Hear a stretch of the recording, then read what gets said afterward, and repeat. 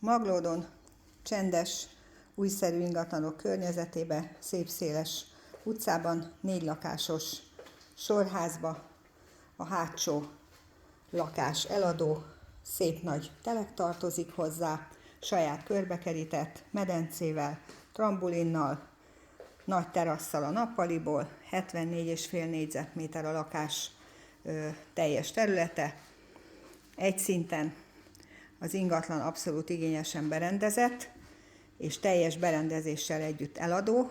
Az ingatlan ára 87,5 millió forint, bútorzattal kompletten felszerelve, beítélt bútorokkal a hálószobába, fürdőszobába zuhany és kád is van, itt is található WC kézmosóval, és a gyerekhálószoba berendezve.